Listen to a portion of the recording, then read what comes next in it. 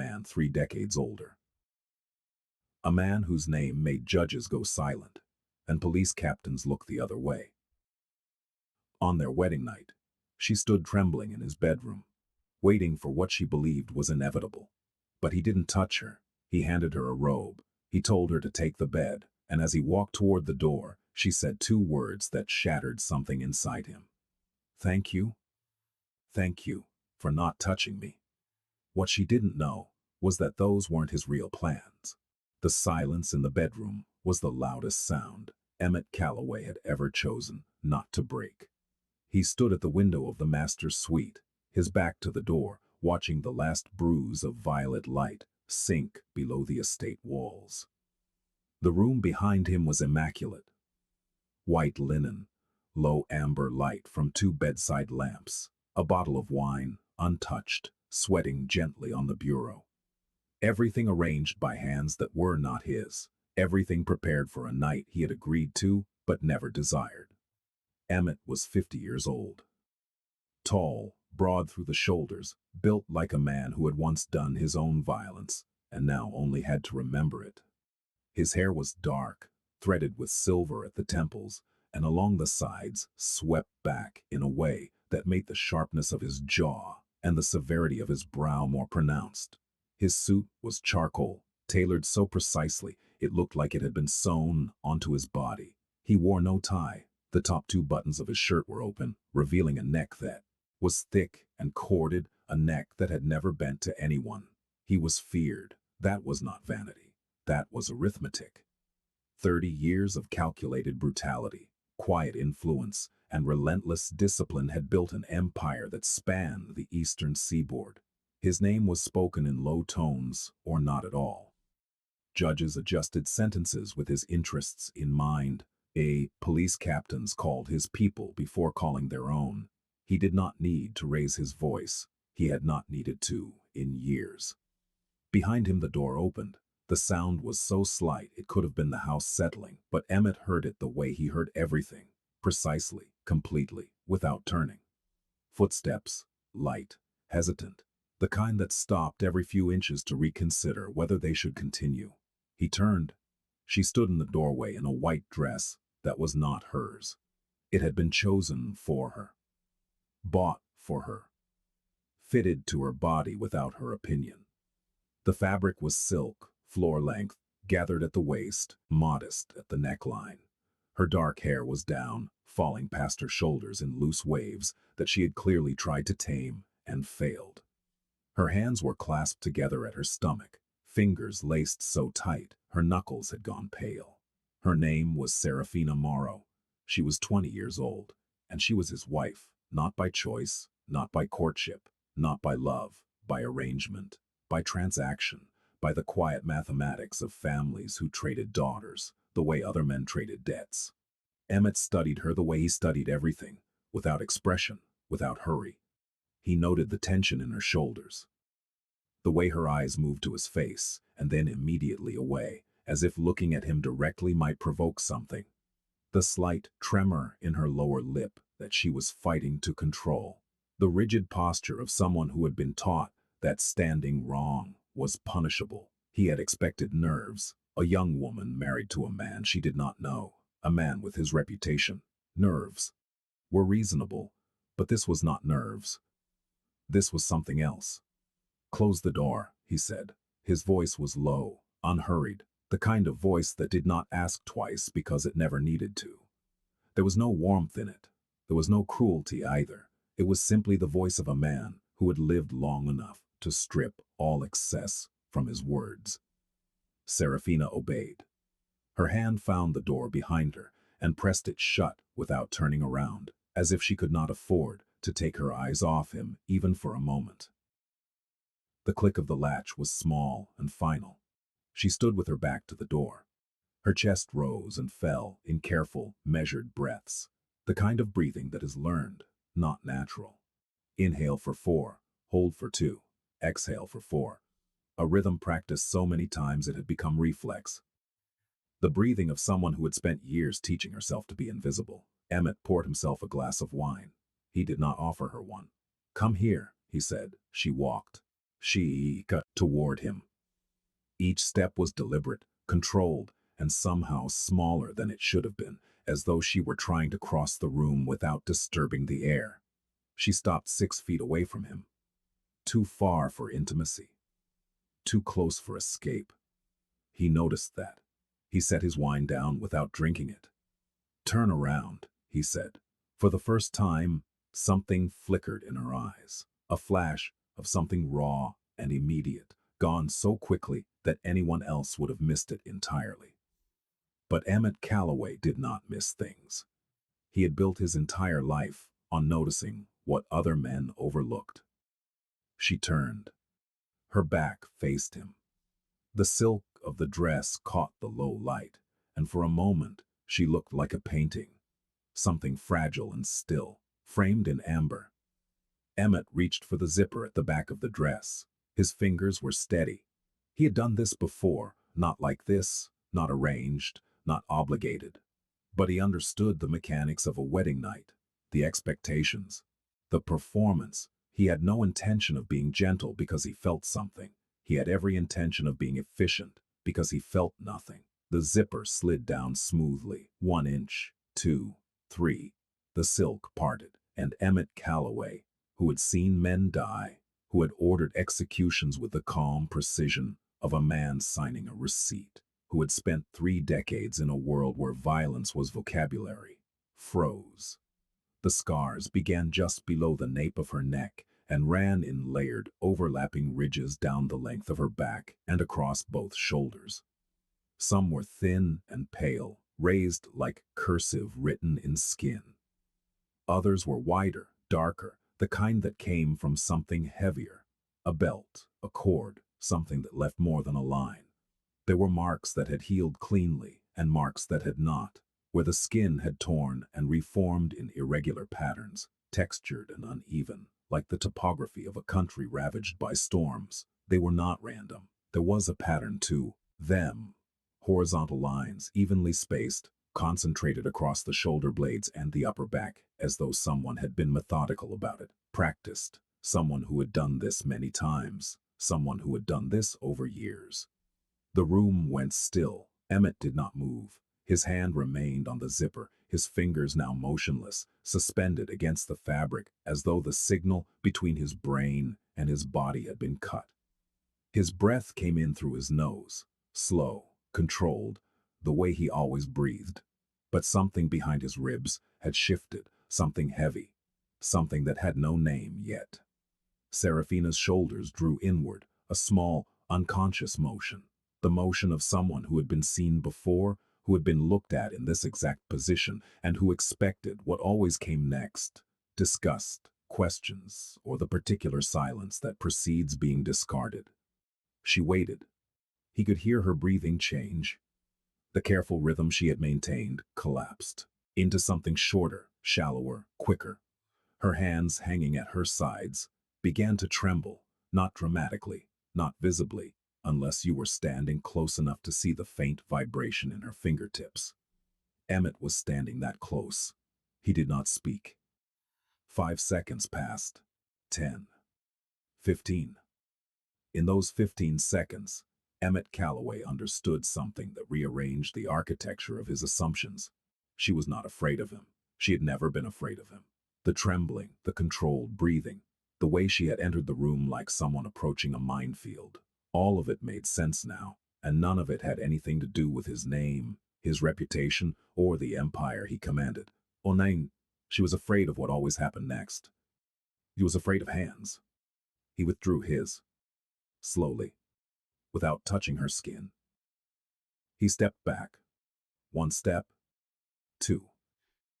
He set his hands at his sides, palms open, as though he were disarming himself of a weapon she could not see. Who did this? His voice was quiet, quieter than before. Stripped of the controlled authority he normally wore like a second skin. This was something else entirely, something underneath, something that had not surfaced in decades. Serafina did not turn around. Her head lowered. Her hair fell forward, covering the sides of her face. Her shoulders began to shake, And for one terrible moment, the room held nothing but the sound of a woman trying very hard not to cry and failing. "Please," she whispered, "please don't ask me that." It was the first thing she had said to him all evening. Her voice was small, fractured, built from borrowed air. It was the voice of someone who had learned that answering certain questions led to certain consequences, and who had been trained to deflect rather than reveal. Emmett looked at her shaking back, at the roadmap of pain carved into her skin, at the way she stood there, exposed, humiliated, braced for impact, and something inside him that had been dormant for so long, he had forgotten it existed, began to stir. Not desire, not pity. Rage. Cold, precise, architectural rage. The kind that does not burn. The kind that builds. He picked up his wine glass and drained it in one long, silent pull. Then he set it down and walked to the closet. He removed a robe, his, dark gray, oversized, and crossed the room to where she stood. He did not touch her. He held the robe open behind her the way one holds an umbrella for a stranger in the rain. Offered, not imposed. "Put this on," he said. She turned her head just slightly, just enough to see the fabric in his hands. Her brow furrowed. Confusion rippled across her face. Genuine naked confusion. The kind that comes when reality contradicts every expectation a body has been conditioned to hold. She took the robe. She pulled it over her shoulders and wrapped it around herself, holding it closed at her chest with both hands, as if it were armor. "Sit down," Emmett said. He gestured toward the armchair beside the window. "Fee, you're sleeping there tonight. I'll take the chair in the study." She blinked. She started. "You're not sleeping with me tonight," he said, and the sentence carried no disappointment, no anger, no negotiation. It was a statement of fact, delivered with the same certainty he used to close deals or end conversations. "You are sleeping, that's all. Take the bed." He moved toward the door. "Mr. Calloway." He stopped, turned. His face was unreadable. The lamplight caught the silver in his hair and the hard lines of his jaw, and for one moment he looked like exactly what the world said he was. Dangerous, impenetrable, carved from something colder than stone. "Thank you," she said. Her voice cracked on the second word. "For not—" She could not finish the sentence. He understood what she meant. "Thank you for not touching me. Thank you for not demanding what you paid for. Thank you for not adding your name to the list of men who have used my body as currency." Emmett Calloway looked at his wife of 6 hours and felt something settle in his chest like a stone dropped into still water. It sank slowly, displacing everything else, and by the time it reached the bottom, he knew, with absolute clarity, that this night had changed something fundamental. He did not know what. Not yet. "Good night," he said. He closed the door behind him. And for the first time in 30 years, Emmett Calloway stood in a hallway of his own home and did not know what to do next. In the bedroom, Serafina Morrow sat on the edge of the bed, with the robe pulled tight around her body, and stared at the closed door as though it were a riddle she had never been taught to solve. No man had ever given her a robe. No man had ever looked at her scars and stepped back instead of forward. No man had ever said good night and meant only that. She pulled her knees to her chest. She pressed her face into the soft fabric that smelled like cedar and something darker, something warm, something that belonged to a man she had been told was the most dangerous person she would ever meet. And for the first time, in as long as she could remember, Serafina did not cry herself to sleep because she was afraid. She cried because she was confused, because kindness, when it arrives in a place where only cruelty has ever lived, is the most disorienting thing in the world. 3 days passed. Emmett Calloway watched his wife the way he watched enemies, from a distance without announcing his attention, cataloging every detail. He watched her at breakfast, where she sat at the far end of the table and ate so carefully that each bite seemed calculated to produce the least possible sound. She buttered her toast in precise geometric strokes. She never poured her own coffee until he had poured his. She never sat down until he was already seated. She never started eating until he had taken his first bite. These were not manners. These were survival instincts, dressed in courtesy. He watched her in the hallways of the estate, where she moved along the walls, like water, followed that put the most distance between herself and any person she encountered.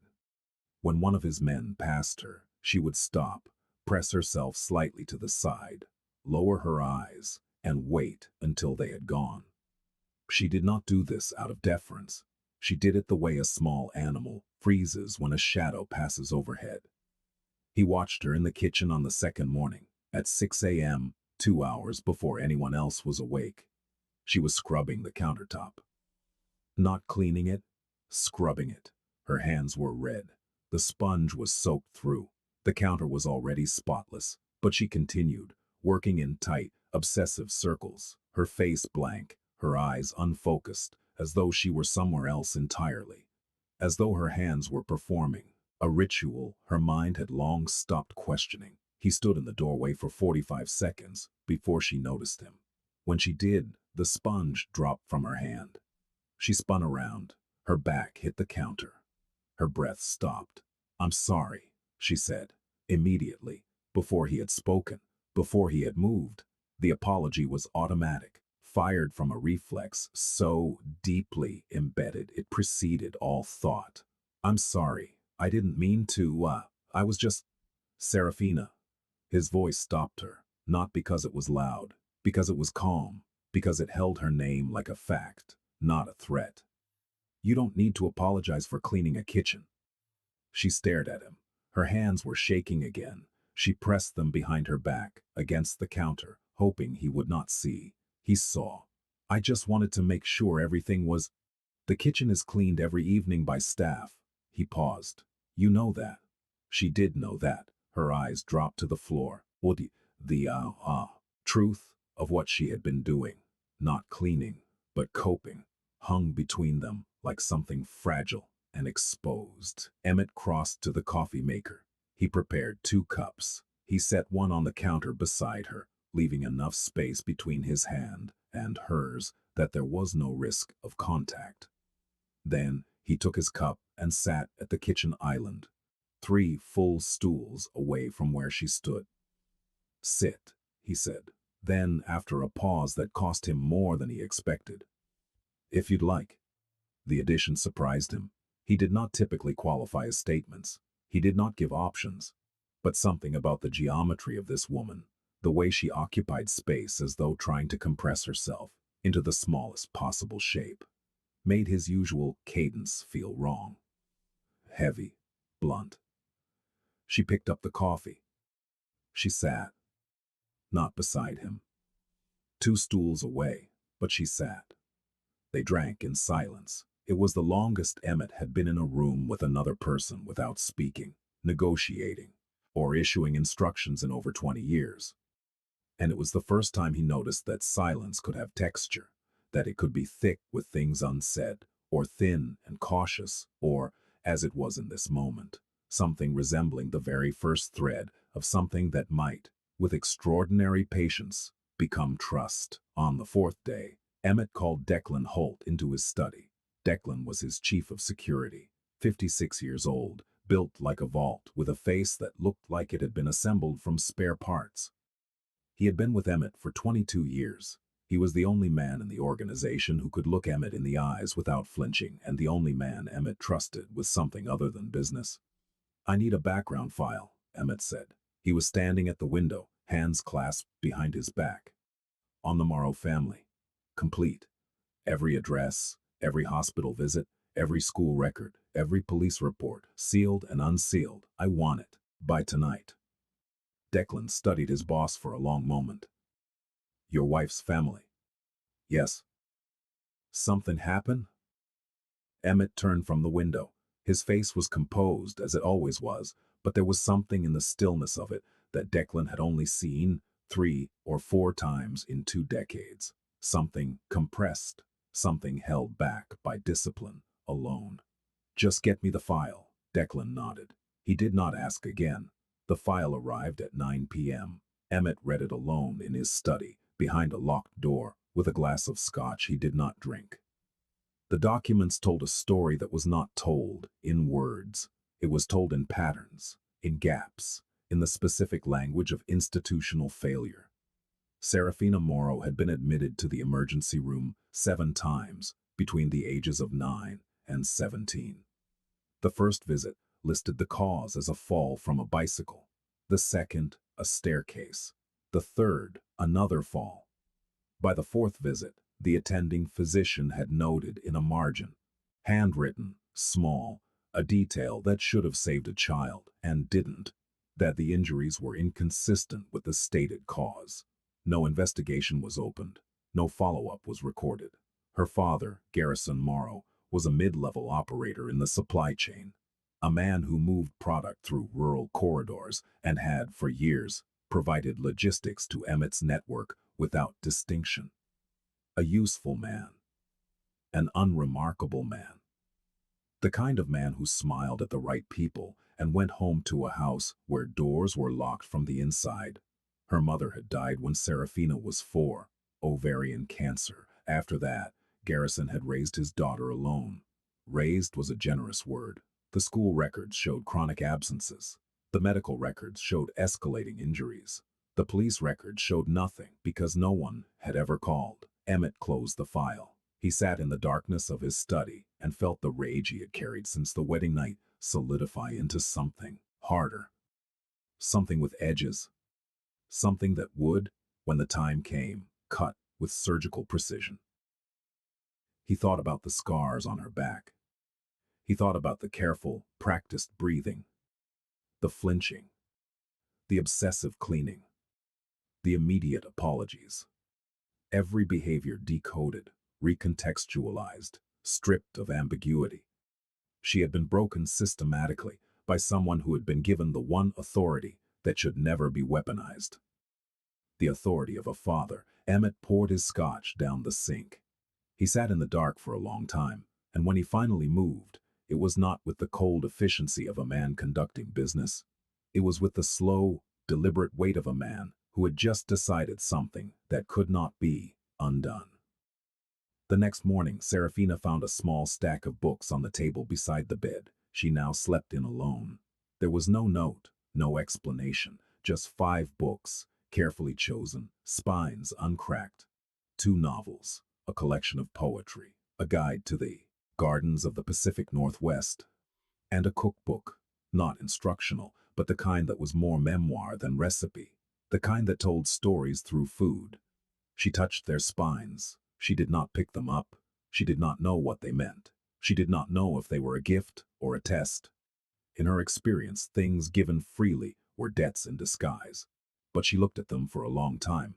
And later that afternoon, when the house was quiet, she took the cookbook to the garden bench and opened it in the sun. And for 20 minutes, she read about a woman in Tuscany who made pasta by hand while mourning her husband.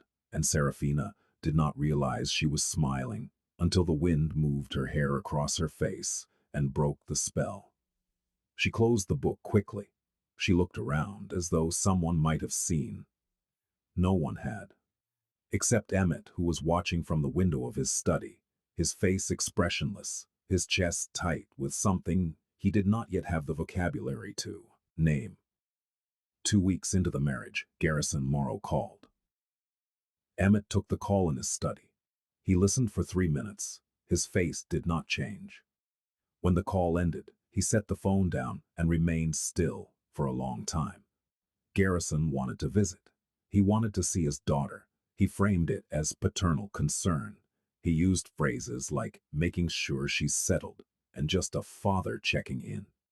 His voice was warm, reasonable, practiced, the voice of a man who had spent a lifetime constructing a version of himself that other people found acceptable. Emmett agreed to the visit, not because he wanted to, because he needed to see it. He needed to see what Garrison Morrow looked like standing in the same room as the woman whose back he had turned into a canvas of suffering. He needed to watch, he needed to measure, and then he needed to decide. Garrison Morrow arrived on a Saturday afternoon in a gray suit that was slightly too large and shoes that were slightly too polished. He was a compact man, 5'9", with thinning hair combed carefully across his scalp, and a smile that appeared on command, wide and empty, the kind of smile that existed to fill silence. Emmett met him in the foyer. They shook hands. Garrison's grip was firm and eager, the grip of a man who wanted to be perceived as substantial. Emmett, Garrison said, and the use of the first name was deliberate, an attempt to establish familiarity where none existed. Beautiful home, truly. I can see why you... She's in the garden, Emmett said. The smile flickered, adjusted, held. Wonderful. She always did love being outside. Even as a little girl couldn't keep her indoors. He laughed. The sound was hollow. Emmett said nothing. He led Garrison through the house. They found Serafina on the garden bench. She was reading the cookbook. She had been reading it every afternoon for 3 days, sitting in the same spot, in the same position, and Emmett had noticed that each day she sat a little more comfortably, a little less like someone waiting to be interrupted. She heard their footsteps on the stone path and looked up. The book fell from her hands. It was not a dramatic gesture. It was not a choice. The book simply left her fingers because every muscle in her body had locked simultaneously. Her face, which had been soft and open in the afternoon light, collapsed into something flat and rigid. Her eyes went wide, then narrow, then somewhere far away. Her shoulders drew up toward her ears. Her hands pressed flat against her thighs. She stood. "Dad," she said. One word. One syllable. And in that syllable, Emmett heard everything the file had told him, and everything it had left out. He heard the particular pitch of a voice calibrated to avoid provocation. He heard submission, layered over terror, layered over something older and deeper. The exhaustion of a person who has been afraid for so long that fear has become indistinguishable from identity. "There she is," Garrison said, and he moved toward her with his arms open.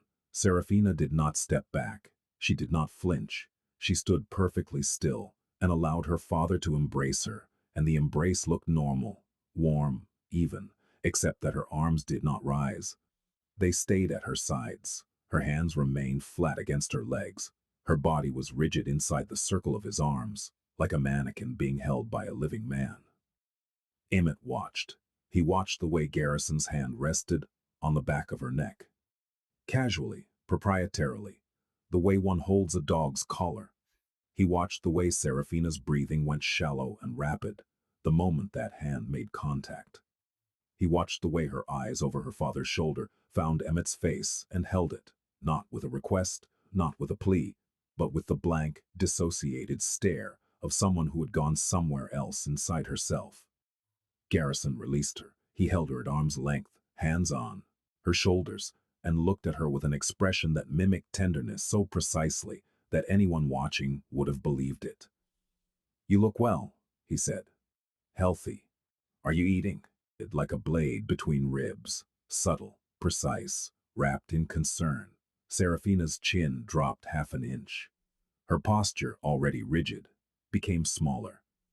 "I'm eating fine," she said. "Good, good." Garrison turned to Emmett with the smile again. She was always a picky eater. "Drove me crazy. You know how girls are."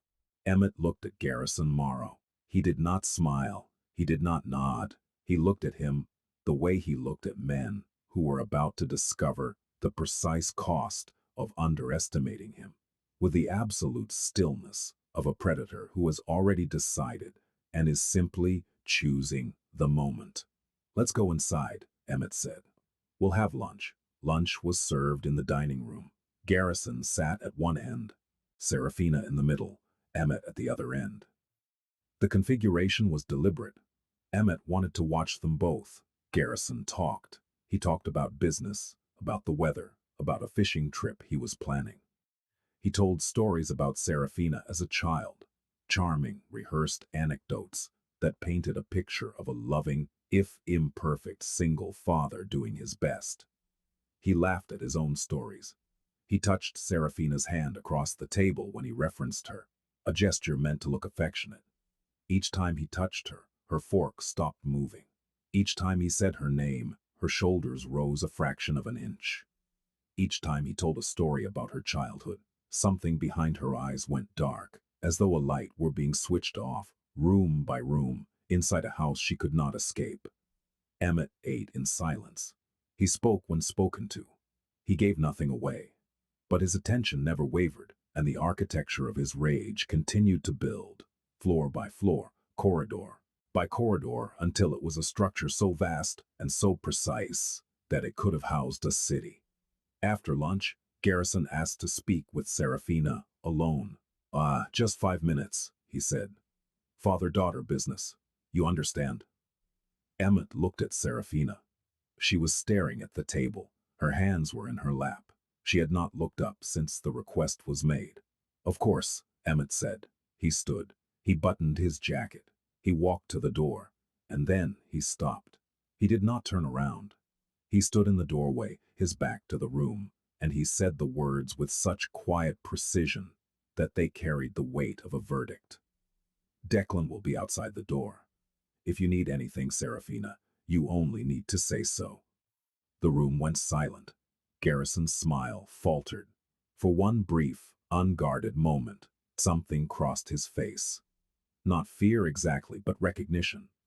The recognition of a man who has just realized he's not in the room with someone he can manage. Emmett left. He walked to his study. He sat behind his desk. He waited. 7 minutes later, the door to the dining room opened. Footsteps. Garrison's voice in the foyer, loud and jovial, saying goodbye to no one in particular. The front door. A car engine. Gravel. Silence. Emmett walked to the dining room. Serafina was standing by the window. Her back was to the door. Her arms were wrapped around herself. She was shaking, not crying, not speaking, just shaking as though her body were trying to expel something it had been holding for most of her life. He stood in the doorway. Serafina. She did not turn. He won't visit again, Emmett said. She turned now. Her face was streaked with tears she had not made a sound producing. Her eyes were red, raw, furious in a way he had not seen before, not at him, not at anyone in the room, but at something vast and systemic and years deep, something that could not be fixed with a single sentence. You don't know what he... I know, Emmett said. 2 words, spoken without drama, without elaboration, without the need to prove or explain. I know. Serafina stared at him. Something in her face changed. The fury did not disappear, but it shared space with something else now. Surprise, confusion, and the very first, tentative filament of relief. The kind of relief that comes not from being saved, but from being believed. You know, she repeated, flat, testing. I know what he did to you. I know how long it went on. And I am telling you with absolute certainty that he will not be permitted in this house again. She opened her mouth, closed it, her hands unclenched. The shaking slowed. Why? She asked. Her voice was barely audible. Why would you care? It was the most honest question anyone had asked Emmett Calloway in years. And for a moment, he did not have an answer. Not because he didn't care, but because the word care felt insufficient, imprecise, too small for the thing that had taken root in his chest since the night he had seen her scars. He looked at her for a long time. Because what was done to you was not your fault, he said, and it should have been stopped by someone with the power to stop it. That person was not there then. I am here now.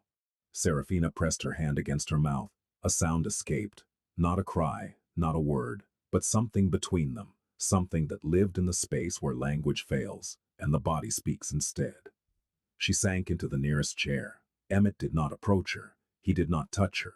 He stood in the doorway of his own dining room and gave her the only thing he had ever been truly terrible at giving anyone. Space. Time. The right to fall apart without consequence. In the weeks that followed, Emmett Calloway began to dismantle himself. Not visibly, not dramatically, not in any way his men would notice or his enemies would exploit, but quietly, in the small spaces, between commands, he began removing the mechanisms of dominance that had governed every relationship he had ever had. He stopped entering rooms where she was without making sound first.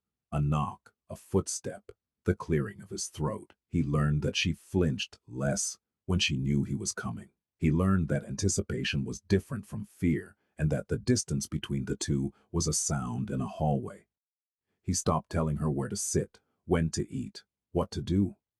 He replaced commands with suggestions. Then he replaced suggestions with silence. Then he let silence become its own kind of invitation. The kind that said, "This is your space too, and you may use it however you choose." He noticed that she began to move differently. Not overnight, not in leaps, in millimeters. The first time she poured her own coffee before he had poured his, she hesitated with the pot in her hand, glancing at him sideways, waiting for correction. He said nothing. She poured. The next morning, she poured again without looking. The first time she walked down the center of a hallway instead of along the wall, she caught herself halfway through and corrected, pressing back toward the baseboard as though pulled by a magnetic force. But the next day, she made it 4 more steps toward the center before the pull took her back. And the day after that, 5, he watched these small victories, the way a man might watch a plant he had been told was dead begin to produce a single green leaf, with stillness, with attention, with the understanding that growth at this scale required not intervention, but witness. One evening, 3 weeks after Garrison's visit, Serafina appeared in the doorway of Emmett's study. He was reading a financial report, something routine. He looked up and found her standing there in a way he had not seen before. Not pressed against the frame, not braced for dismissal, but standing, simply standing, her weight evenly distributed, her hands at her sides. "Can I ask you something?" she said. He set the report down. "Yes." "Why haven't you—" She stopped. She looked at the floor, then at the window, then back at him. "Why haven't you touched me?" The question sat in the room between them. It was not an invitation. It was a genuine inquiry, delivered with the confused sincerity of someone who had been taught that physical contact was a currency owed, and who could not understand why the debt had not been collected. Emmett leaned back in his chair. He considered the question with the same gravity he gave to anything that mattered. "Because you have not asked me to," he said. She blinked. "You're my husband." That is not the same thing as permission. Something broke open in her face. It was not dramatic. It was not cinematic. It was a small, private rearrangement of features, the brow softening, the jaw unclenching, the eyes filling with something that was not tears, but might have been their precursor. The look of someone who has just been told a rule they have lived under their entire life does not actually exist. "I don't understand you," she whispered. "I know," he said, and then, quietly, "That's all right." She stood in the doorway for another moment. Then she nodded once and left. Emmett returned to his report, but the words swam, the columns blurred. He sat for a long time staring at nothing, and he felt the architecture of his life, the carefully constructed fortress of control and indifference, develop its first crack, not from attack, from tenderness, which, he was beginning to learn, was infinitely more destructive. A week later, Declan came to him with an update. Garrison Morrow had been making calls, reaching out to contacts within the organization, asking questions about his daughter, about the arrangement, about whether the marriage was being honored. His language was careful, coded, but the implication was clear. He considered Serafina a transaction, and he wanted to ensure his investment was performing. Emmett listened to the report. His face did not change. "Does he have anyone's ear?" Emmett asked. "No one who matters. He's reaching, but he's getting bolder." "How bold?" He asked Vincent DeLuca if the marriage could be— Declan paused. "Renegotiated, if terms hadn't been met." Emmett's jaw tightened. It was the only visible reaction, but Declan, who had seen that particular jaw clench precede events that reshaped entire organizations, understood its weight. "Shut it down," Emmett said, quietly, Make sure every door he tries to open closes before his hand reaches the knob. And Declan, sir, if he contacts her directly, phone, text, letter, message through a third party, I want to know within the hour. Declan nodded and left. Emmett sat in the silence of his study and thought about the mathematics of power. He had spent 30 years wielding it as a tool of accumulation, territory, influence, capital. He had never once considered that power could be wielded as shelter, that the same structures built to dominate could, with intention, be reconfigured to protect. It was a new equation, and he was still learning the variables. That night, for the first time, Serafina knocked on his study door at 8 p.m. and asked if he wanted tea. He did not want tea. He had never, in 50 years of living, expressed a preference for tea. But he said yes. She made it in the kitchen. He heard the kettle, the clink of cups, the soft sound of her feet on the tile. When she returned, she set the cup on his desk, close enough to reach, far enough to not require proximity, and sat in the leather chair across from him. She did not speak. She held her own cup in both hands, her legs tucked beneath her, and she read. The cookbook again. She had moved on to a chapter about a grandmother in Oaxaca who made mole for 40 people every Sunday, and the description of the chocolate melting into the chili paste made her lips move slightly, unconsciously, as though she were tasting the words. Emmett pretended to work. He watched her read. He noticed that her shoulders were down. Her breathing was even. Her feet were bare, tucked beneath her, which meant she had removed her shoes somewhere between the kitchen and this room, which meant she had done something she had never done in this house before. She had made herself comfortable. The significance of bare feet, of relaxed shoulders, of a woman reading in a room with a man she had once been terrified to look at. These were small things. To anyone else, they would have been nothing. To Emmett Calloway, they were a language, and he was only beginning to learn it. 2 months into the marriage, on an evening in late October when the estate was bathed in the copper light of a dying season, Emmett Calloway sat across from his wife in the study and did the most difficult thing he had ever done. He let go. Serafina. She looked up from her book. The cookbook had been replaced, finally, by one of the novels he'd left on her nightstand. A slow, intricate story about a woman who walked across Spain alone, and Serafina had been reading it with the quiet intensity of someone discovering that other lives existed beyond the perimeter of her own. Yes, her voice had changed. He had noticed it changing over weeks, gaining half a register, losing the whispered thinness that had defined it, becoming something that took up space in a room rather than shrinking away from it. She still spoke carefully, but she no longer spoke as though each word were a debt. Emmett set down the pen he had been holding. He folded his hands on the desk. He looked at her with the kind of deliberate attention he reserved for moments that could not be undone. I want you to know something, he said. And I want you to hear it without thinking. I expect a response. She closed her book. She gave him her full attention. It struck him, again, as it struck him more and more often these days, how beautiful she was when she was not afraid. How the removal of fear changed the geometry of her face, opened her features, allowed her eyes to hold light instead of reflecting it away. This arrangement was made without your consent, he said. You were given to me by a man who had no right to give you.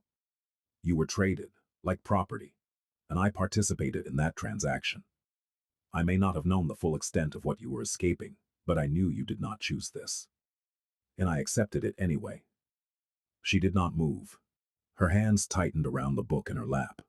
I cannot undo that, he continued. I cannot go back and make a different decision, but I can make one now. He paused. The study was quiet. The clock on the mantel ticked. Outside, the wind moved through the oaks that lined the estate drive, and the last leaves of autumn scraped against each other with a sound like whispered arguments. You can leave. 3 words, spoken with the precision and finality of a man who understood that this sentence might cost him more than any deal he had ever made. You can leave this house, this marriage, this arrangement. I will provide you with enough money to live independently for as long as you need. I will ensure that you are protected, that your father cannot reach you, that no one associated with me or with him will ever be in a position to harm you. You will owe me nothing.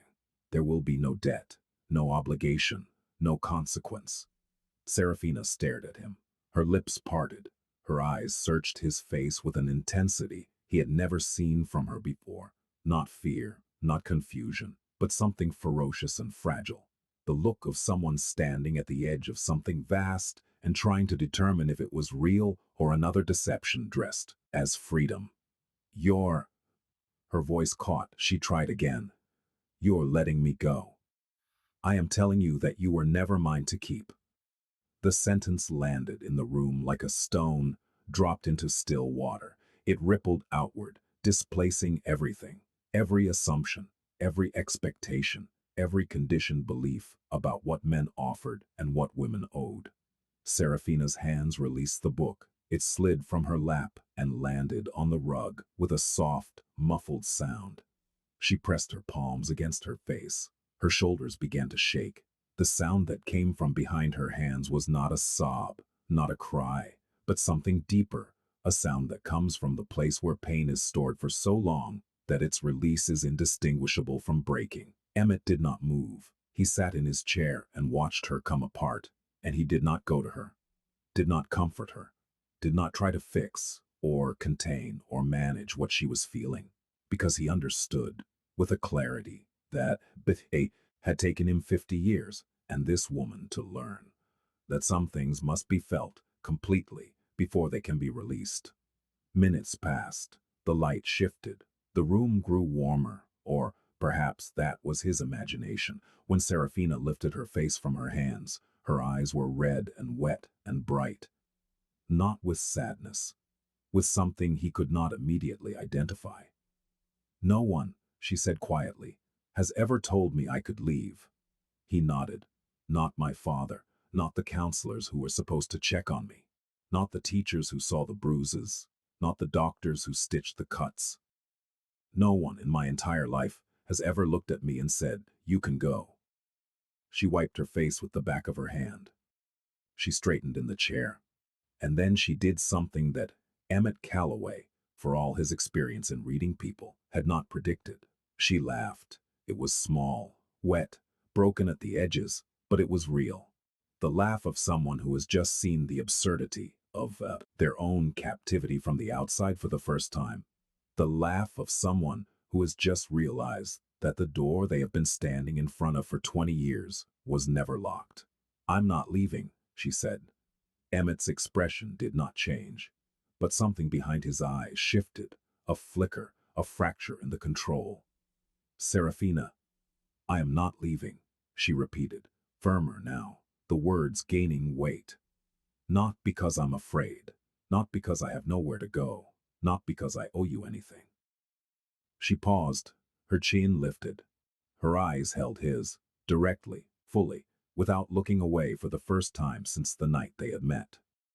I'm staying because this is the first place I've ever been, where I'm not waiting for someone to hurt me. The room was very quiet. I'm staying, she said, because you gave me the choice. And that, her voice broke. She pressed her lips together, steadied herself, and finished. That is the first real thing anyone has ever given me. Emmett Calloway sat behind the desk he had sat behind for 20 years, in the house he had built, with the earnings of a life he had never questioned, and he felt something shift inside him that would never shift back. A wall he did not know he had, because it had been there so long it had become indistinguishable from the man himself, developed a crack so deep it reached the foundation.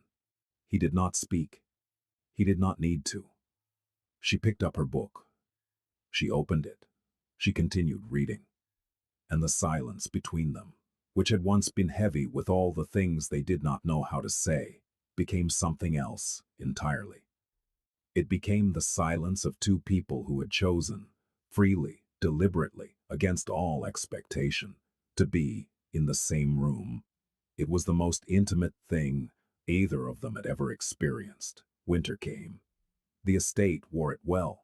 Snow settled on the stone walls and the slate roof, turning the compound into something that looked, from a distance, like a photograph from another century. The gardens disappeared under white.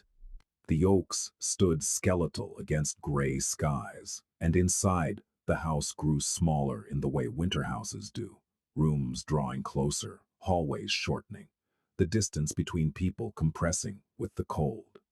Serafina began cooking, not because she was asked, not because she felt obligated. She started one Tuesday afternoon, standing in the kitchen with the Oaxacan cookbook, open to a recipe for chicken in a green mole sauce, her brow furrowed, her fingers covered in tomatillo pulp, her hair pinned up in a way that kept slipping. The kitchen staff stood at a respectful distance, unsure whether to help or retreat. She waved them off. She wanted to do this alone. The first attempt was a disaster. She burned the chilies. She oversalted the sauce. The chicken was dry. She served it anyway, setting it on the dining table with the rigid formality of someone presenting evidence in a trial. Emmett ate every bite. "The chilies are wrong," she said, watching him. "They're fine. They're burned. I've eaten in worse circumstances." The corner of her mouth twitched, not a smile, something that preceded a smile, something that was learning to become one. By the third week of cooking, she had mastered the mole. By the fourth, she had moved on to a Tuscan ribollita from the earlier chapters. By the fifth, she was improvising, adding things, subtracting things, making the recipes her own. And Emmett, who had spent decades eating meals prepared by professionals, found himself looking forward to dinner for the first time in his adult life, not for the food, for the way she set the plate in front of him, with pride now, not apology, with ownership, with the look of a woman who had made something with her own hands and was not afraid to stand behind it. The touching began in January. Not by design, not by discussion. It too began the way all honest intimacy begins, by accident, in the spaces where intention has not yet arrived. The first time was her hand, brushing against his as she handed him a cup of tea. Not deliberate, not pulled away, just allowed. The contact lasted less than a second, but they both felt it. The sudden, electric reality of skin against skin, of a boundary that had been meticulously maintained for months, developing its first, authorized crossing. The second time was his hand on her shoulder as he passed behind her chair. Light. Brief. A gesture so small it could have been imagined. But she did not flinch. She did not stiffen. She tilted her head slightly toward the place where his hand had been, as though trying to preserve the warmth. The third time, she reached for his hand during a movie they were watching in the living room. She did it without looking at him, her eyes on the screen, her fingers finding his in the darkness between them and closing around them with a pressure that was gentle and deliberate and absolutely certain. He held her hand. He did not squeeze. He did not pull. He held it the way one holds something that has been returned after a long absence, with care, with stillness, with the understanding that it could be reclaimed at any moment and that this, too, would be acceptable. They sat like that for the rest of the film. Neither of them could have told you what the movie was about. In February, Garrison Morrow made his last attempt. A letter arrived at the estate, handwritten, addressed to Serafina, intercepted, as all mail was, by Declan's team. Declan brought it to Emmett. Emmett read it. The letter was 3 pages. It began with "missing you" and ended with "come home." In between, it wove a narrative of paternal devotion, of sacrifices made, of love that was imperfect but genuine. It acknowledged, in careful, strategic language, that things had been hard, that mistakes were made. The passive voice was deliberate, surgical. Mistakes were made. Not "I beat you." Not "I left scars on your back that you will carry for the rest of your life." Mistakes were made, as though the violence had been a weather event, something that happened to both of them equally, something for which fault was atmospheric and shared. Emmett set the letter on his desk. He looked at it for a long time. Then he stood, took the letter to Serafina's room, and placed it on her nightstand. She found it that evening. She read it standing up. She read it twice. When she finished, she folded it carefully, walked to the fireplace in the living room, and placed it on the burning logs. She stood watching it curl and blacken, and her face was still, and her breathing was even, and her hands were steady. Emmett stood behind her. Not close. Not far. Present. "He says he loves me," she said. Her voice was conversational, observational, as though she were describing the weather. "Do you believe him?" She watched the last corner of the paper dissolve into ash. "I used to," she said. "I used to think that love was supposed to hurt, that the pain was proof it was real, that if someone hit you and then apologized, the apology was the love, and the hitting was just—" She paused. "The cost of being loved." She turned to face him. "I don't believe that anymore." Emmett looked at her. The firelight caught the planes of her face, and for a moment she looked like someone he had never seen before, not the frightened girl from the wedding night, not the anxious wife from those first weeks, but someone new, someone who was building herself from the inside out, using materials that had never been available to her before. "What changed?" he asked. She held his gaze. "You showed me what it looks like when someone is careful with you," she said. "And once you've seen that, you can't unsee it. You can't go back to believing that carelessness is love." He said nothing. She stepped toward him. One step, small but deliberate. She raised her hand and placed it against his chest, over his heart, and held it there. He could feel the warmth of her palm through his shirt. He could feel his own pulse beneath it, beating faster than he wanted it to, betraying the carefully maintained illusion that he was immune to things like this. "Thank you," she said, "for being the first person who was careful with me." Emmett Calloway, who had commanded an empire, who had negotiated with senators and silenced rivals, who had spent 50 years perfecting the art of impenetrability, placed his hand over hers and held it there and said nothing, because some things are too large for words, and the only honest response is presence. Spring arrived with a violence of green. The gardens erupted, the oaks leafed out. Birds returned, filling the mornings with sound that made the estate feel less like a fortress and more like a place where things could grow. In March, Emmett hosted a gathering, business, nominally, associates, partners, the constellation of men and women who orbited his power. It was the first event since the wedding, and the first time Serafina would be seen publicly as his wife in a room full of people who measured power the way astronomers measure stars, by proximity to the center. She spent an hour choosing what to wear, not because she was indecisive, because she was deciding something. When she descended the staircase that evening, the foyer was already full.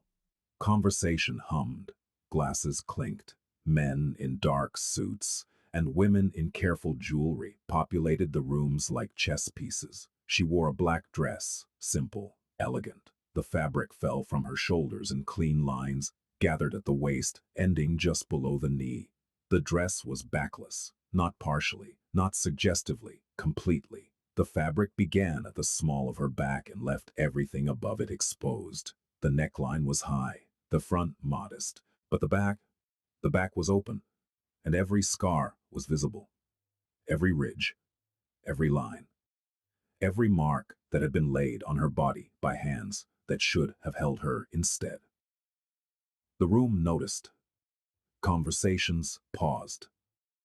Eyes moved. The particular silence that follows the unexpected spread through the foyer like a temperature change. Serafina descended the stairs with her shoulders back and her chin level and her eyes forward. She did not look at the scars. She did not cover them. She did not apologize for them.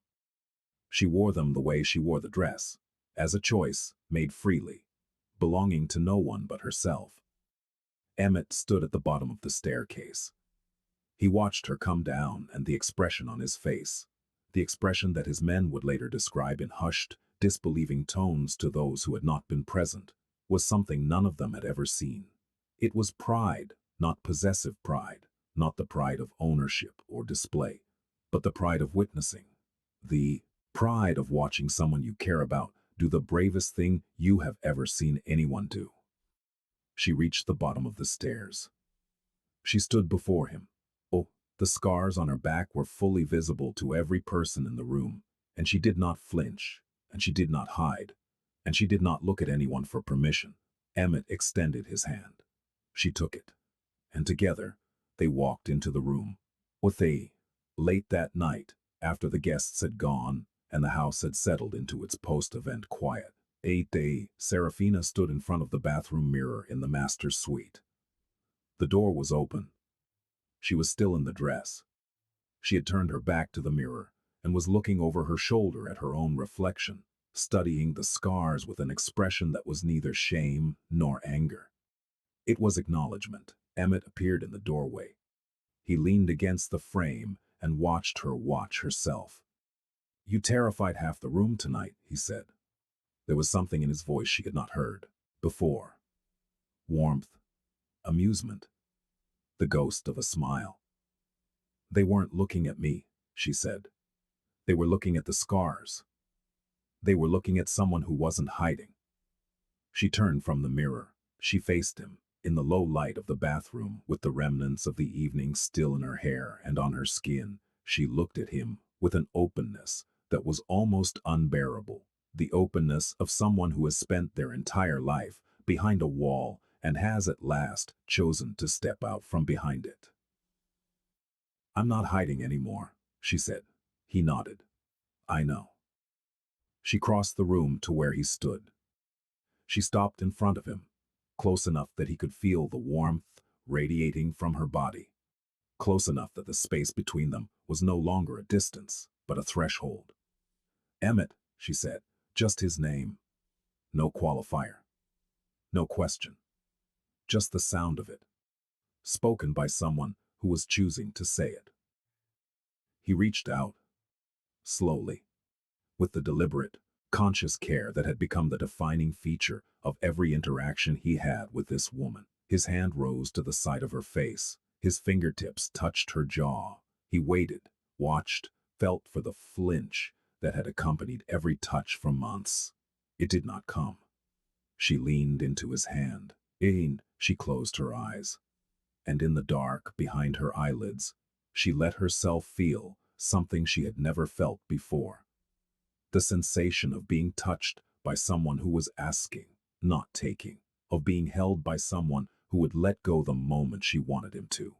He kissed her, gently, at the corner of her mouth, a kiss so light it was barely there, more question than statement, more invitation than claim. She answered by turning her head, by finding his lips with hers, by kissing him back with a tenderness that contained everything. Every month of silence, every carefully poured coffee, every evening spent reading in his study, every small, courageous step toward the center of a hallway. She had once been afraid to walk. When they separated, she was smiling. It was the most unguarded smile he had ever seen on a human face. "Stay," she whispered, and he understood that she was not asking him to stay in the room. She was not asking him to stay in the marriage. She was asking him to stay exactly as he was. Careful, patient, present, imperfect. The first man who had ever treated her body and her boundaries as something sacred. "I'm not going anywhere," he said.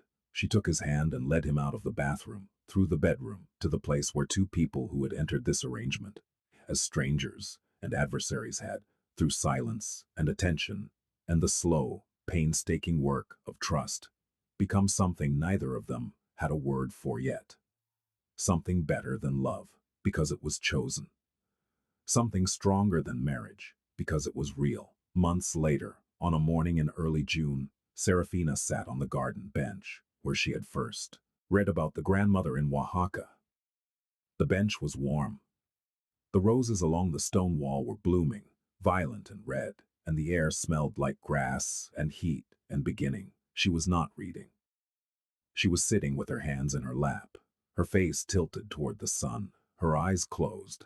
She was breathing, not the controlled four-count breathing of someone managing terror, just breathing, easily, naturally, the way a person breathes when there is nothing to be afraid of. She placed one hand on her stomach. She let it rest there. She smiled. Inside the house, Emmett stood at the window of his study, watching her. He was holding a cup of tea she had made him. The cup was warm in his hands. The day was long and unscheduled and full of the particular luxury that comes from having nowhere to be and no one to perform for. He watched her sitting in the sun, her face open to the sky, her body at ease in a way it had never been when he first knew her. And he thought about all the things he had accumulated in 50 years of living: wealth, power, territory, fear. And he understood, with the quiet certainty of a man who has finally stopped running from the truth, that none of it had ever mattered. Not the empire, not the reputation, not the carefully curated invulnerability that had defined his life. What mattered was this: a woman sitting in the sun, the absence of fear, a cup of tea made by someone who had chosen to stay. He set the cup down. He walked outside. She heard him coming. She did not flinch. She opened her eyes and looked at him with an expression that was soft and steady and full of something luminous and earned. The expression of a woman who had walked through every kind of darkness and had emerged, not unscathed, but unbroken. He sat beside her on the bench. She leaned her head against his shoulder, and they sat there together, in the morning light, in the garden of an empire built on violence, and they were silent, and the silence was not empty.